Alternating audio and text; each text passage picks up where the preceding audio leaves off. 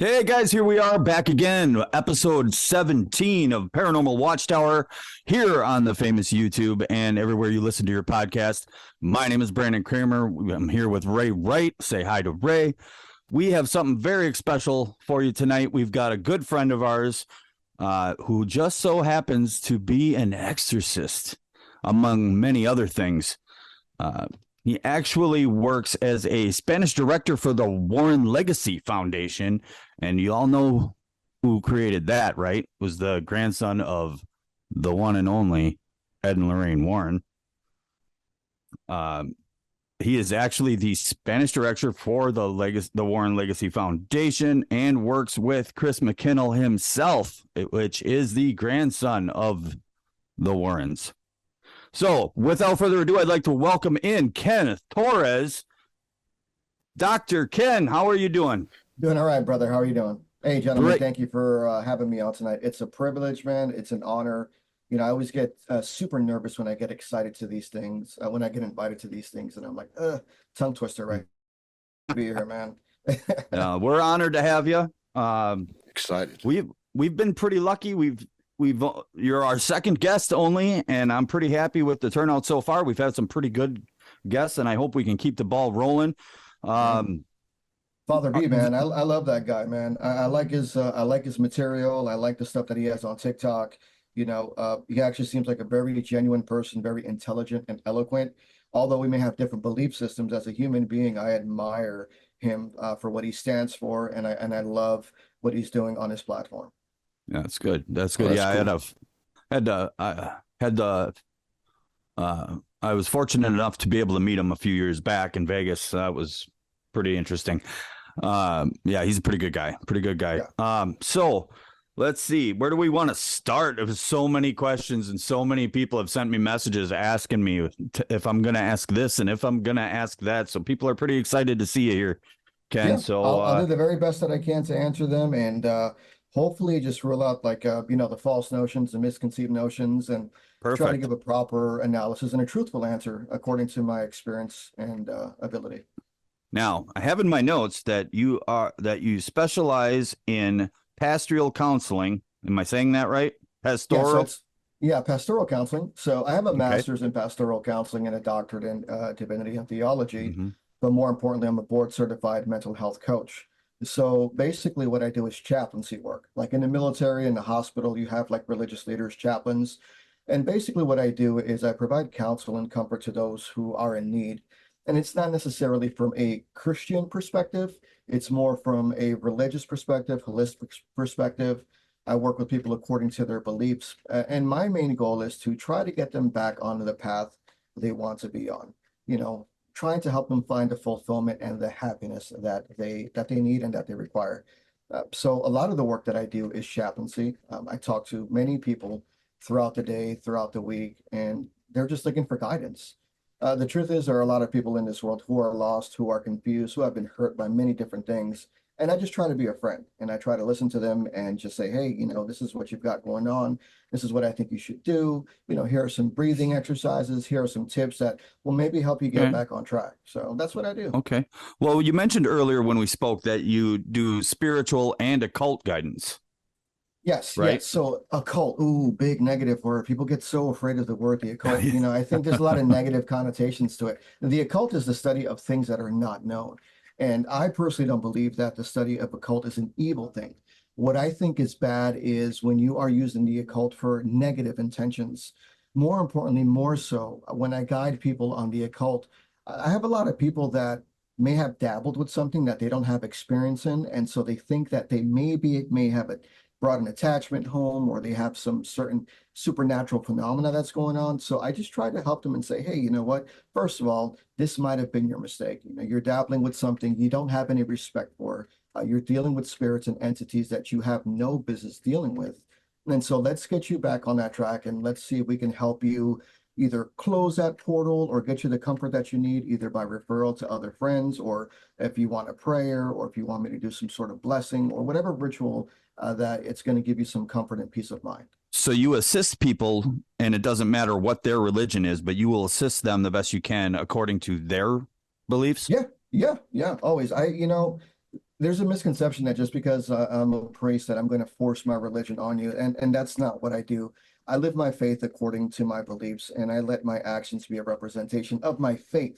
And so that doesn't necessarily mean, well, I'm going to shove the Bible down your throat and I'm going to say Matthew 7:1, don't judge, but then I'm going to go ahead and condemn you to hell. I don't do that because there really is a need to be gentle with people. Some people need to be embraced in a gentle manner and be understood, and they need that guidance. So my approach is a little different. It's not And as aggressive. I mentioned earlier that you're the Spanish director. Now, Correct. what does that exactly mean? I know you're in charge of a bunch of Spanish speaking countries. Is that right? Yes. Yeah. So with the War and Legacy Foundation for Paranormal Research, I am the manager for the Spanish division. Essentially, I have 4 regional managers under me. I have 25 members, and I am in charge with my assistant with over 21 Spanish speaking countries. And what that means is that That's we impressive. assist people we assist people in these Spanish countries with paranormal problems, or sometimes if we have any openings, recruitment for to be a team member for the foundation. But more importantly, it's assisting other people in other countries with the paranormal. And you'd be surprised to know that the paranormal manifests itself differently in other countries, different cultures, different religions, different beliefs, Hmm. different entities, different folklore. So we have to be self-aware All of right. all of those things. I got to stop you right there because you mentioned the word recruitment. Well, what exactly do you mean? You're recruiting people for the foundation? Yeah, so basically there's a duality to that job. The job is to assist people, right, in all of these Spanish countries. But there are times when people do want to join the foundation from these other Spanish countries. And so they have to submit an Oh, application, right? So they oh, submit an application with over 5 years experience, and we do 3 different interviews. We go over their references, we do background checks, we give them examples and scenarios, we ask open-ended questions just to see where they're at. And okay. we're not looking for a right or wrong answer, but we're looking for logic, we're looking for ethic, and more importantly, we're looking for experience. Well, Because since you yeah, go ahead. yeah, So, well, there are since you people. go See, we're on the same train. We're on the same see train of mind, man. Same when state of mind. I have to get some of these questions in. I know you're a great you love to preach and I love listening to you, but I gotta there's certain things that you're talking about. You're bringing up more questions for me now.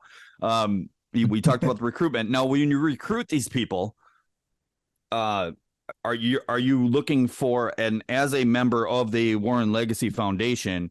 Are they going like what would their duties be? I'm assuming not all of them are going to be exorcists.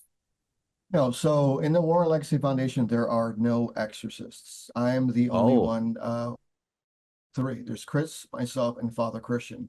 But we don't perform exorcisms in the Warren Legacy Foundation. That's not really what we oh, do. that's outside of the foundation. That's outside of the foundation. That's more I of my see. religious order, the organization that I belong to. But yes, we have had certain cases in the foundation that would have required or would require an exorcism. But we are looking Mhm. for people that have, some experience. If you're an equipment guy, if you're a psychologist, if you're a doctor, we're Mm. looking for people with different backgrounds that may have some experience with the paranormal. More importantly, residential investigations. That's what we're looking for. Well, I know I really want to dig into it. And the part of the reason that I invited you to come on the show is I really want to kind of dig into the exorcism part of Yeah, your experience. yeah, I know you wear many hats. I know that. yeah. But the exorcist hat is what I'd really like to talk about tonight, if you don't mind. No, not at all. Now, let's see. Uh, I got a question. you go for it. What made you get into exorcism? Like, was there an experience that happened? Were you just always interested in helping people in that way? No. So the way I got into exorcism is, I guess it's more of my upbringing. So I grew up Pentecostal and Baptist my whole life. And I was in deliverance ministry at 12, 13 years old. And then I kind of strayed away. I joined the Marine Corps, did my thing, worked for a couple of alphabet soup agencies. And then, my calling was always ministry. I always wanted to serve in the church. And so I started going to seminary school, and my seminary school was like, you have to choose this organization so you can do some sort of internship with.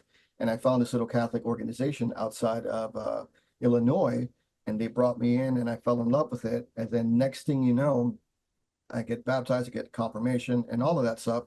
And then 3 months later, I get a call from my archbishop and says, hey, we need you in South Carolina. Okay, cool. South Carolina, here I come. We need your help. All right, what are we doing? Not telling you. So we get there and I go into this little chapel where there are 3 other priests, and there is this individual who is afflicted by something. And so I wasn't allowed to participate in the ritual because I was still kind of learning and in the process of being new. And so I saw an actual exorcism. And when I was done with that, my archbishop was like, hey, now you're an exorcist. Now you know what it's like. And now you've seen it. Here you go. So you get appointed and you don't really have a choice. And so that's how I kind of fell into this ministry, which is not something I often, talk about. So you just got appointed. You didn't have to like take a written test and then do So I stand took side by side and I took a written test, 100 questions, yes, no, why, ABC. No. The training for exorcism is basically sitting in on other exorcisms. You get trained by other exorcists. And though there are not a lot of real true possession exorcism cases, there have been cases where there are infestations and oppression. And the ritual is kind of similar, where you go, you cleanse, you bless the house, and you pray for people in that sense. And so that's the experience that's come along. And then trial by fire came, and there was this one kid. Yeah. Well, that brings me to my next question, and this will go right into what I think you were about to say. But we talked earlier, and you got there was over 100 cases that got your attention that were thought to be demonic, but out of those 100 cases or so, how many of those would you say were actually demonic and needed exorcisms?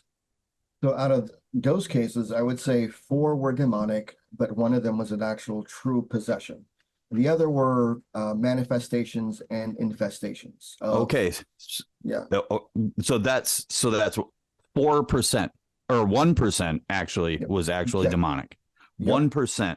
So, and these aren't ones, and these are all cases that were referred to you by people of faith, people that have experience. These weren't just the average residents calling you saying, I have a demon in my house. Yeah. So a lot of my referrals have come by other teams, other clergy members, more so a lot of other paranormal teams who understand their capabilities and their boundaries. And they're like, hey, Padre, we think there's something here that's not within our ability. Could you help us out? Could you sit in on this case? Not a problem. And so what I've done on most of those cases is I sit in the background and I assess. I look for certain signs. I look for different anomalies. I'm looking at the reaction of the individuals, whether or not their eyes turn color. I'm looking for double voices. I'm looking for things levitating, anomalous things that are just happening. But more importantly, I'm looking at, if I tell this team to read this script, right? Because I'm in the background. They won't see me. All right. I'll tell this team, hey, why don't you just bring this in for a minute and just read this randomly, and we'll see what type of reaction we get. Or we'll go to the location and we'll put holy water in regular water, and we'll give them holy water. And if that holy water that's in the normal water triggers some sort of reaction where they start convulsing or they start speaking Aramaic or that sort of stuff, then we know that we may have a genuine possession. Very interesting. I've heard of putting the holy water on food and stuff like that, but I've never heard of the drinking water. It's a simple trick, but it works. I mean, and there are times when even then, you may have the person that may notice that you may have put holy water in them, but you're always cognizant and you're aware of what you're doing. Some people are just, they are obsessed with just being possessed. And that's what I find to be the most common denominator. A lot of people, they watch all of these scary movies, or they have these internal struggles, or they're dealing with trauma, or they're dealing with these issues that they haven't had resolved. And so what they do is they build this shell. They nestle themselves in this cocoon, and then they blame the supernatural on it. And so when we go, we do the assessments, we make sure that they get proper psychological exams, medical examinations. We do history and research on the property. We do family interviews, each family members. We do criminal investigations, like background investigations. And that process normally, minimally takes 6 to 7 months just for the investigating process and trying to discern whether or not, because it is a big responsibility to say, well, this person is possessed. And okay, so if it takes you 6 to 7 months, aren't you worried that in those 6 to 7 months that the demon is going to take complete hold and control of this said person? Not necessarily, because in the meantime, we are still providing them with spiritual guidance and pastoral counseling. We are making Okay. sure that they're still taking their medication, that they're going to the doctor, that they have a decent prayer life, that they fix their affairs when it comes to their spirituality. And we check in with them every week. How are you doing? We'll do Bible studies, we'll do prayers, or also with other faiths. I'll say, did you check in with your imam? Have you gone to mosque? Have you read the Quran? That sort of thing. So there's always a check-in period. It's always Okay. a weekly period. So it's not Okay. like we So, leaving them high and dry. right, they're not left on their own for Yeah. half a year. Okay, well that's good news. Now, I find it. Hold on. Sorry. yeah, go ahead, Ray. No, I go find ahead. it very interesting. Like you said something earlier, and you just said again, you deal with demonic cases outside of your own personal faith, right? Yes. Like, yes. how does that happen? Like, do you just, let's say somebody like from the Hindu religion says they think they're possessed. Do you just study, like, do you already know what they're dealing with, or do you study right before you go? Yeah. So my job as as a doctor in divinity means understanding different faiths.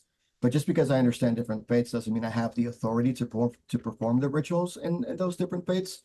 So what we overall do is we still meet with the family, we get their story, we get their history, and we find out what's going on. And then I do the networking and the resources, and I contact the local church, I'll contact the local imam, whatever religion it is. I make an effort and I contact people for them. So that way they have resources. Because I personally can't go in and say, well, you're Hindu, I'm Christian, I'm going to perform. It doesn't necessarily work like that. Right. A lot of people would say, well, I have the power of Christ with me. Well, you got to understand that religion and the supernatural manifests itself accordingly to the faith and the location to where people are at in countries. So I have to adapt, and I have to understand a little bit about those people's faiths, but I also understand that I cannot perform a ritual in that sense unless they say, hey, look it.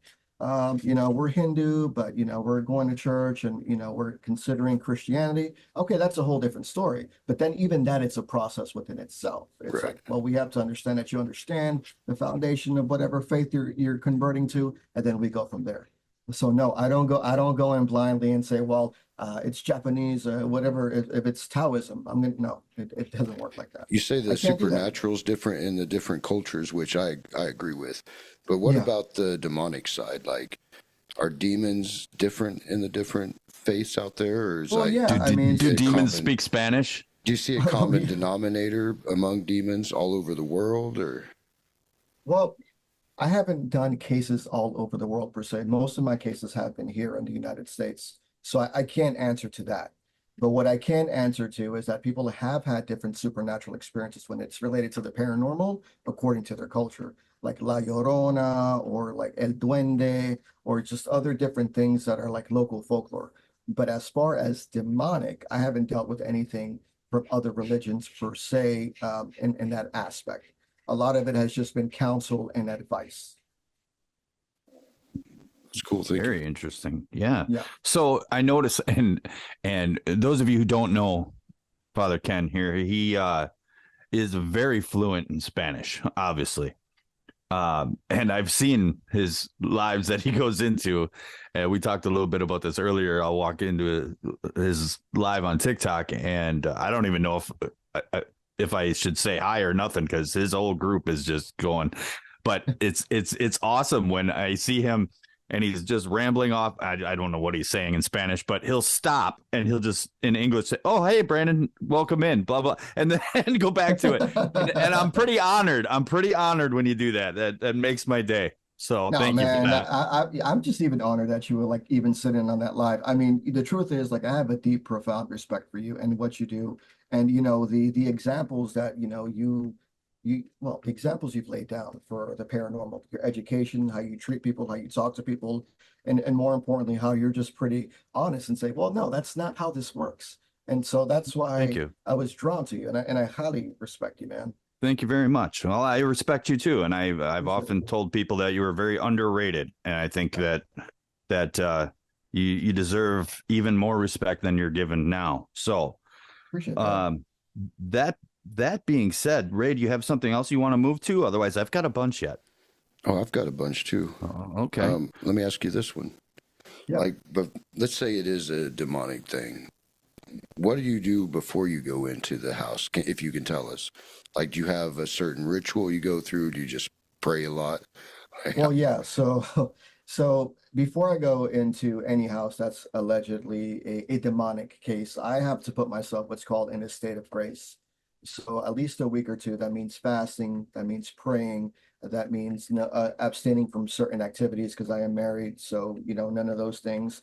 Um, just mostly prayer and meditation and studying the Roman ritual, the rite, and then just going through it verbatim and trying to understand it and remembering that I am not in control.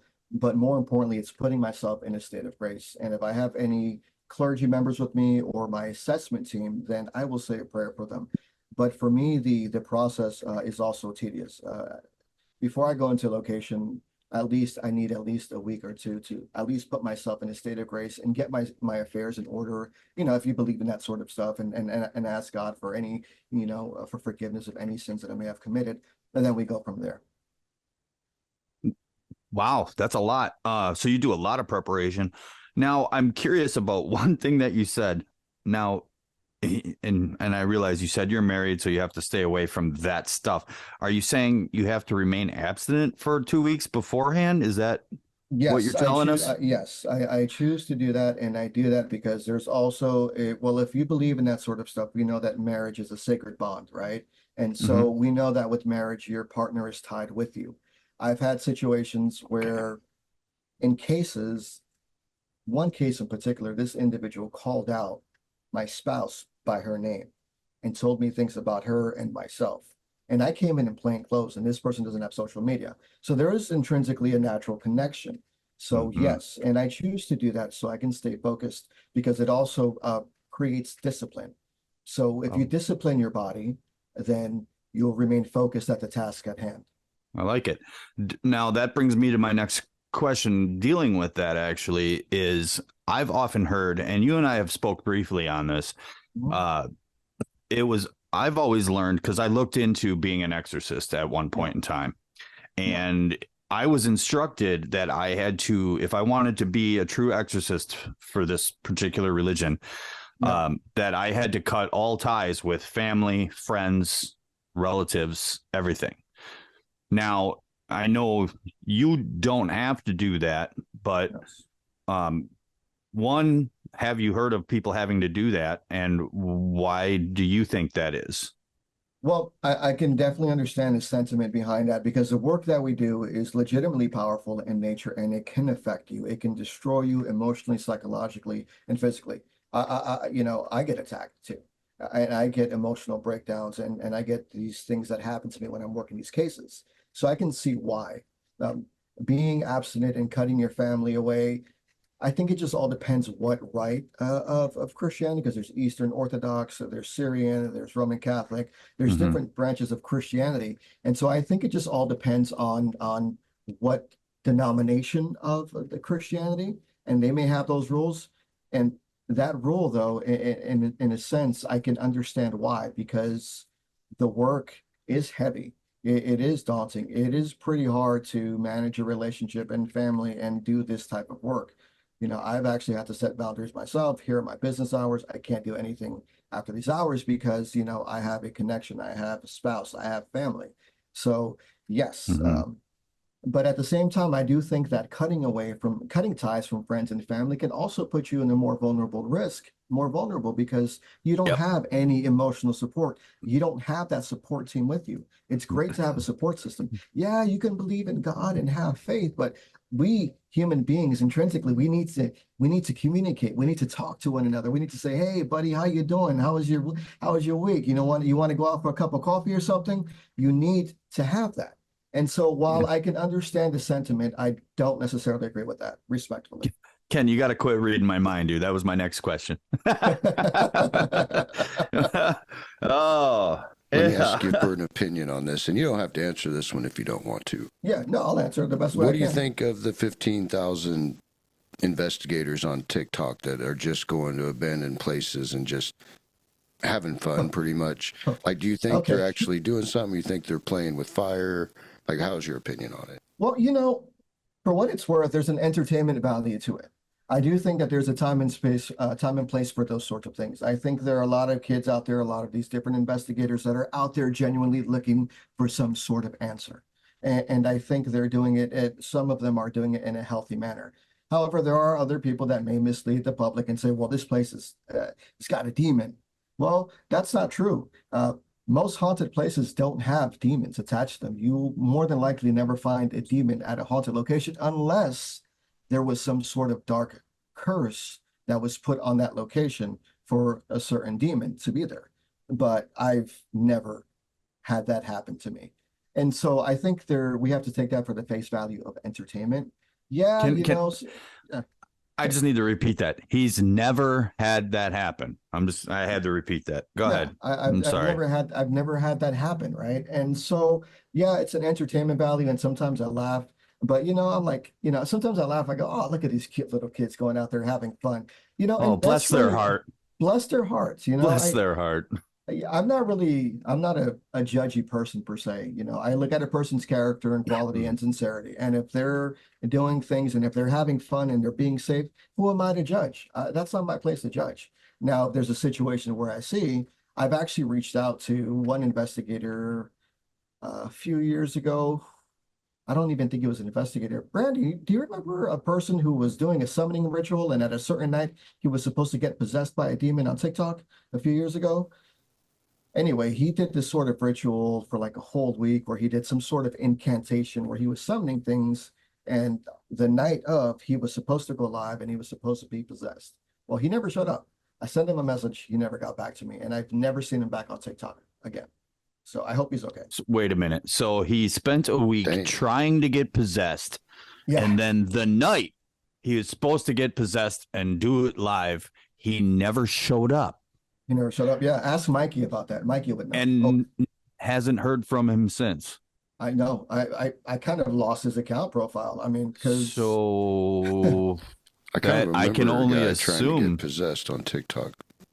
I mean, I think we all know what we're thinking here.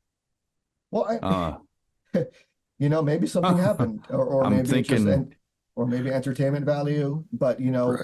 I was looking at his body behavior. I was looking at his language, and there seemed to be some sort of something happening to him. I can't really tell. But at the same time, it's entertainment, so I couldn't really tell whether or not he was being genuine or if he was putting makeup. But I really do hope that person is okay. If you're out there, holler at us. Yeah. If you know who that is, let us know. Yeah. Oh boy. So let me ask an easy one off the top. Yeah. How is it compare being in a real exorcism compared to what? Like somebody like me that's never been to an exorcism, I've seen the movies. Like, how is it compared to that?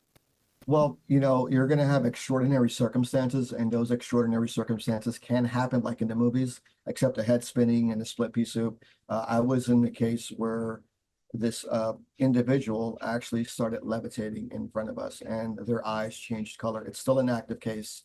Their eyes changed color, and that's the one I was telling you about where they started saying things about me and my family. Wow. So that's still an active case. Like their eye color completely changes? Eye color completely changed to whites, double voice. It was not human, so to speak. And so a lot of things that were happening. So that's the one, and just to recap, because I think that's a fabulous story. Ken walks into the room, street clothes. Yep. And this demonic creature calls him out by name and starts talking about. So that's street. I was in street clothes. First, it was a virtual conference. I was invited to a virtual conference. Yes, it was an interview to go over. I always do an interview virtually over the phone before we go to location for safety reasons. And so when I got on the call, I was in street clothes. Okay. And this person didn't know anything about me. And as soon as I hopped on, their demeanor changed. And that's when they started acting up. And yeah.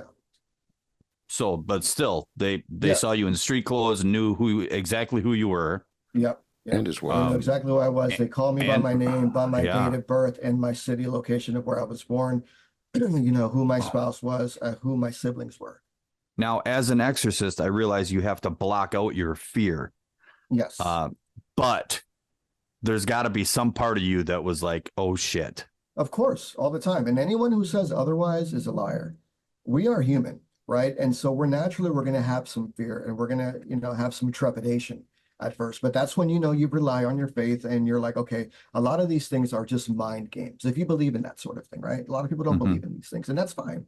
But if you believe in those sort of things, a lot of these attacks and, you know, talking in different languages and the levitation and the eye color, that is to get you away from the focus of delivering that individual. Those are games, mere tricks to try to scare you. And yeah, they can be scary, but that's when you realize that you're there under an authority and you're there to conduct business. You know, you change your underwear a little bit, right? Real quick, and then you get back to it. Get back to it. I like it. Yeah.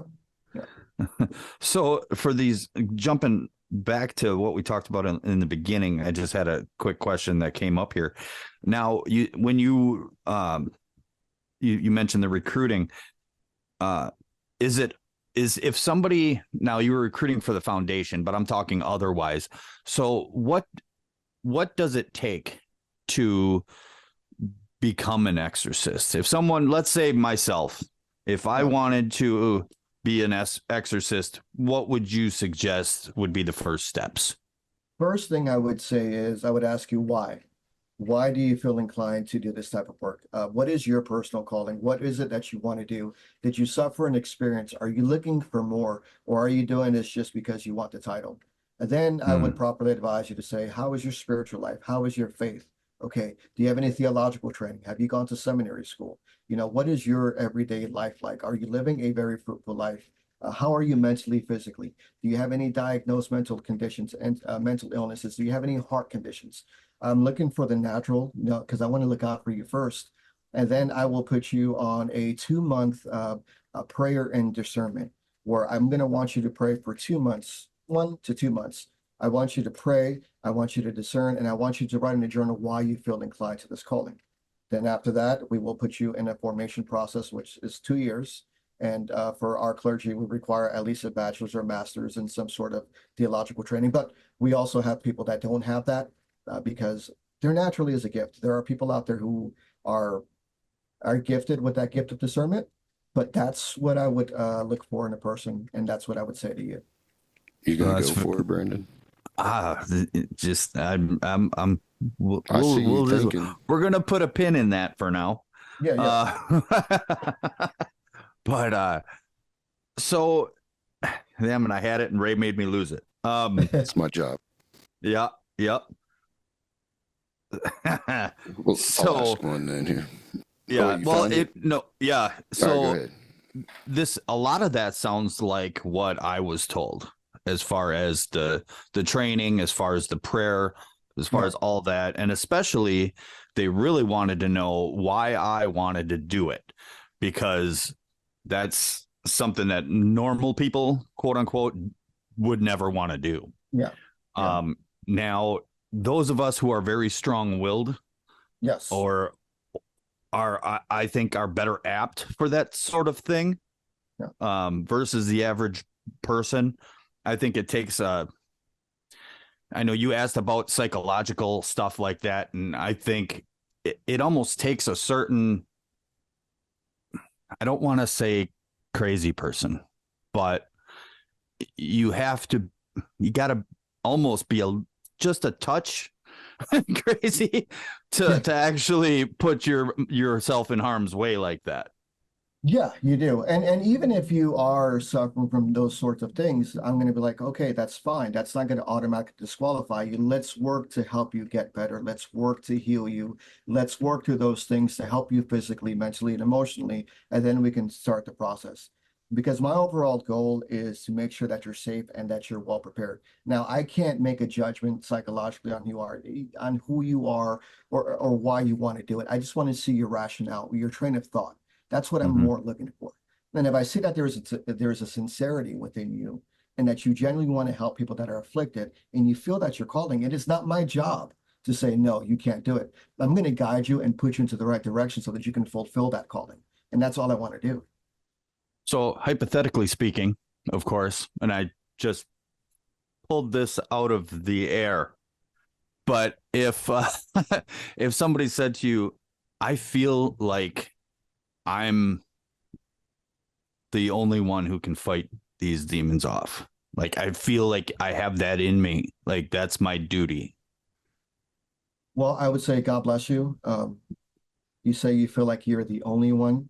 No. Can Well, I maybe shouldn't, not the only one, but Oh, okay. let's say I have that feeling where I have that in me, where I have the strength to actually battle them. You know Okay. what I mean? What would is that normal? Yeah, Or is yeah, that I would say call me in the morning. Let's go ahead and put in an application through my order. I will go ahead and put you in formation and seminary training for 2 years, and then we'll get you aligned with, that sort of training. okay? Yeah, it was hypothetical. Yeah, well, I mean, there's always space for you, Brandon. And within my order, we're always looking for people who have a discernment. And here's the thing, though, like, although we're talking about exorcism, like, we do have other ministries. A lot of the work that I do is with veterans and nonprofit, that sort of stuff. Oh. So our clergy as well, too, they Mhm. have their other ministries that they focus on. So the exorcism is not necessarily always at the top of the list because we're not always getting exorcism cases. So in the Right. meantime, we are also still focusing on our own individual ministries. Like, I have a guy that's a trucker for chaplains. He's a deacon. He goes on the road. He's a trucker and he does preaching over the CB radio. He goes to truck stops. He prays for the other truckers. I have another person that understands substance abuse and is a pharmacist. They'll work with people in substance abuse. I have another clergy individual who specializes in domestic violence. She goes out and she does court orders and she helps victims of violent abuse get the necessary resources that they need. My other guy does nonprofit. We try to raise money and we donate to charitable organizations.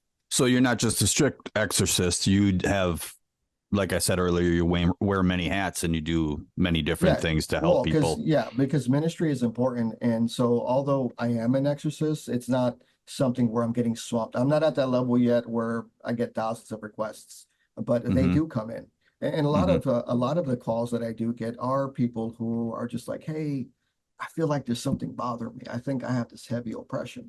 And that's where most of the work is at. That's where the chaplaincy and the pastoral counseling and the mental health coaching comes in. Because I believe that if we can coach you, we can guide you, and we can help mend those wounds, that'll prevent you from going to the deep end to where it could potentially be demonic oppression leading to possession. Mind, body, and spirit is important. So you're mentioning a few things that some of the our listeners might not fully understand. There's stages to a possession, a demonic possession. There's stages, and they have to work from one to the other, being more severe as they go. Do you want to talk about those stages? Yeah, so there are a couple of different stages like infestation, manifestation, oppression, and possession. So the manifestation part is when you're at home and just things feel a little different. There's like a heavy presence. There's just like a deep heaviness where you're always feeling sad and you just can't think straight. Then the infestation, the manifestation is when the activity starts happening a little more pronounced, right? You'll get like sulfuric smell. You'll start getting knocks at night. Things will start appearing, disappearing, and reappearing in random odd places. And maybe you might have some turmoil within your job or within your family. That's, and that even within itself, you have to understand the prior situation. If there was already a situation with familiar problems, then it might not necessarily be, what you think it is. But then there is the oppression part. The oppression part is when you are just heavy, right? And you can hear this thing, you can see this thing, you can feel this thing. It is bothering you, it is torturing you, it is scratching you. You can't eat, you can't drink. Basically nails on a chalkboard across your brain all day, like that. You can't focus, you're vomiting, you're sick. And then comes the full possession part where you are now weak spiritually, physically, and mentally, and you've allowed this thing to take violent control over you. And that's where some of the extraordinary things happen, like the levitation, speaking different languages, knowing of unknown languages, that sort of stuff. Yeah. So that's the part they portray in the movies and television. Yeah, that's mostly the part that they portray. I mean, it's Hollywood, right? So Hollywood wants to Right. portray this, like, let's go straight to the point. Mhm. But the reality is, you may not have a situation where all of these supernatural things are going to happen. There can be a genuine possession, um, and maybe you will get the double voices, and you'll get the changing of the eyes, and that'll just be it. But the fact behind it is that there is someone that is genuinely suffering. Someone is in pain. There's a family that's afraid. And so you have to do your very best to try to help that family and that person. And it's been my experience that a lot of people who say that they're possessed are not possessed. It's actually the opposite. Mostly you'll get a family member who will call us and say, we don't know. We don't know what's going on. Our son, daughter, nephew is acting irrational.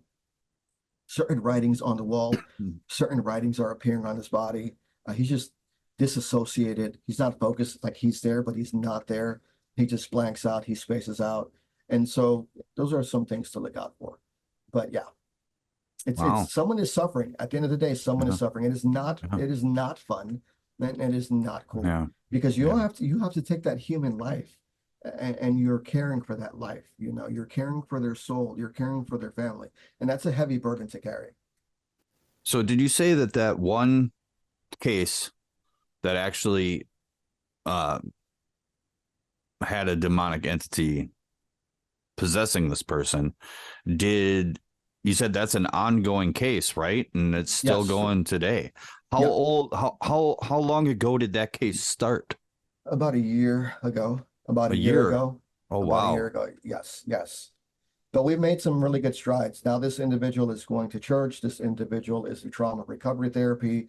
This individual is out on her own. This individual is outside of an abusive relationship. This individual is no longer using substances. They're not self-harming. And so that's a process. And so, we have done the prayers, right? We have done some of the minor rites. But at the same time, too, this requires a full submission of the individual. People have this idea that if I just go in and wave my magic wand, it's done and over with. Well, in order for you, if you believe in these things, in order for you to be free or liberated, you must also commit to what we're doing. You must also commit to the life of faith. You must be willing to change, the things that are affecting you and bothering you. You must be willing to abstain from certain things, no drugs, no alcohols. So it's a process. It's a two-way street. People say, well, can you just come and pray for me? And it goes away. Well, yeah, I can pray for you. But So part of it is they have to help themselves. Yes. And it's the same thing with, residential cases as well, too, when we're helping families out. We can come in, we can do the best, we can diagnose, and we can say, this is what we think you've got going on. Here are some protection methods. Here are some different rituals. This is what you can do to cleanse your home. But you also have to do it yourself. It's not, we just come in and set up the equipment and we got what we got and that's it. Hey, see you later, alligator. Doesn't work like that, right? I mean, am I wrong or? Yeah, no, they absolutely have homework to do. Absolutely. Yeah. So does it feel like? Sorry, go ahead. Yeah, I was going to say it's just an equal exchange. It's an equal partnership. It's an equal relationship based on trust and love and being respectful and saying, hey, yes, we are going to devote our time to help you the very best way that we can, but that also requires that you submit, to the way we're going to try to help you. Because if you don't change what you're doing, if you don't recognize that you have faith and that you have authority and that you're in control of these things, then it's just going to keep on beating you down. And if we do this and you don't change your way and it comes back, it's going to be worse. And it's going to be your fault because you didn't do what you're told. Yeah. Put us through a little bit, like after the exorcism, how much energy does that take out of you? Like, do you feel refreshed after you're done, or do you have to take a couple weeks off? Or I feel like $1 million, but no, it's tiring. It is time consuming. Not, you can't do an exorcism in an hour. Sometimes the exorcism ritual takes 4, 5, 6, 7 sessions. Sometimes it could be a month. It can be a day. It can be a week. It can be a year. It depends on how strong that energy is, but it also depends on how strong that individual is. And is And we this also have to energy attacking you the whole time as the Oh yeah, exorcist? yeah, mentally attacking you, spiritually attacking you, saying negative things, saying mean things, having things happen to you at your home, like things randomly catching on fire, things randomly falling over, randomly having all three of your dogs getting a seizure at the same time when they don't suffer from seizures. Yeah. Mm, Or all of a sudden getting a really bad stomach infection where you have to get a new stomach. That happened to me. wow. Yeah, Dang. yeah, Jesus. literally. You sure you want in, Brandon? I didn't say that. I didn't say that. Yeah. I didn't say that. I said I did at one time. I did. But you know, hey, and to be honest, when at the time during my life when I was thinking about doing that, I probably wasn't in the right mindset for it. That brings us to the end of episode 17. We are out of time with Ken today. Dr. Ken will join us again here for part 2 next week.